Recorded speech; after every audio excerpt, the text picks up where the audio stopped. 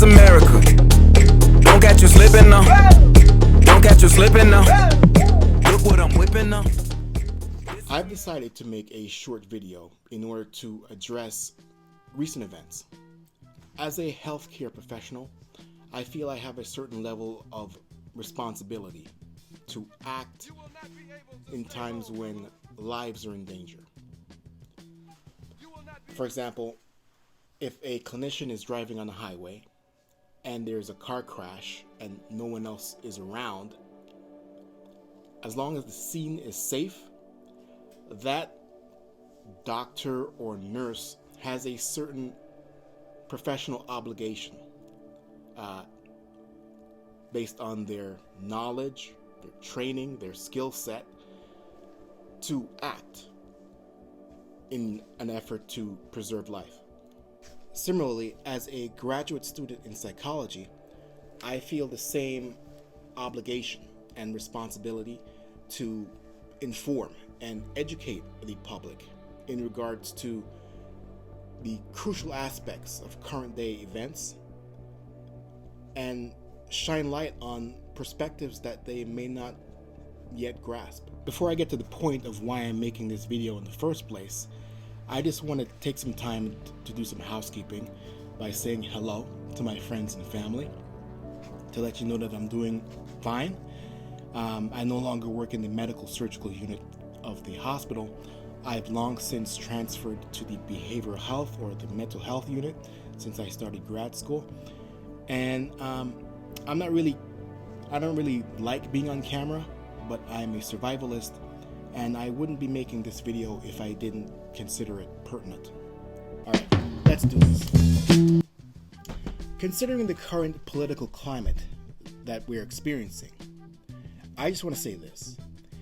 If you're feeling heartbroken and disenchanted, it's a sign of your sanity.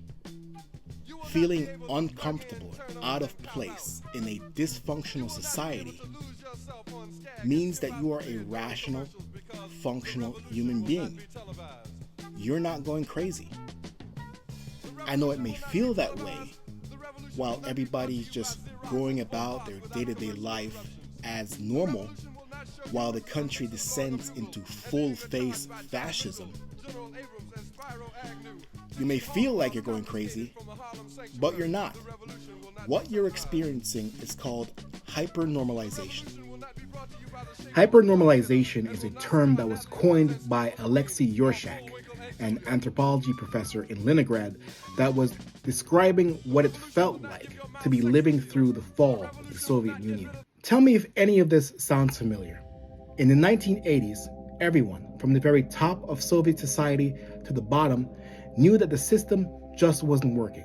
The system was corrupt. The bosses were looting the system, the politicians had no alternative vision for the future, and they themselves were looting the system. The citizenry also knew that the bosses knew what they knew, but no one had any vision for the future, so they just carried on as if everything was normal. They literally hypernormalized behaviors and events, but nothing that was happening back then was normal. Just like today, nothing that's happening today should be or is normal. It is not normal for the world's wealthiest man to be on stage giving 2 back-to-back Nazi salutes. It is not normal to have the world's wealthiest people and on stage, front and center, during a presidential inauguration. In fact, this is the very definition of fascism that Benito Mussolini and Giovanni Gentile, a philosopher and father of fascism, once wrote.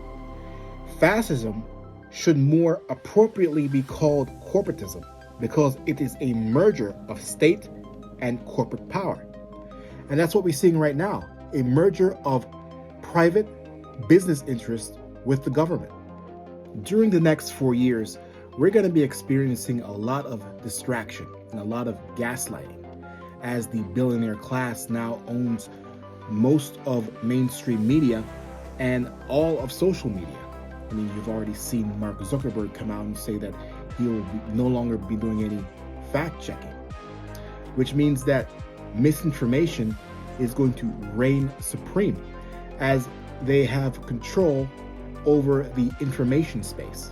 Another thing of note from a psychological perspective that we'll be experiencing is a rapid fire news cycle designed for shock and awe.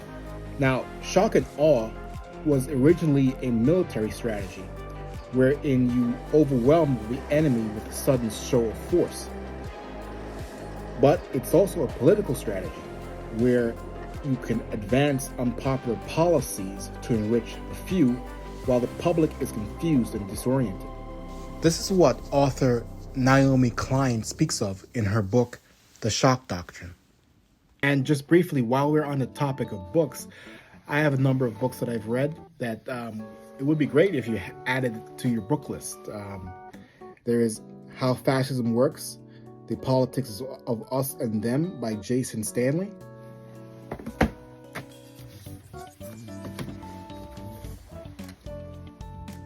There's Democracy Awakening, Notes on the State of America by Heather Cox Richardson.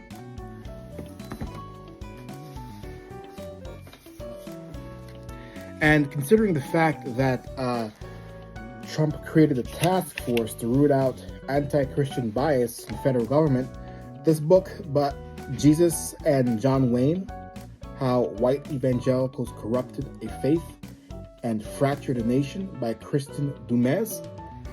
Great book.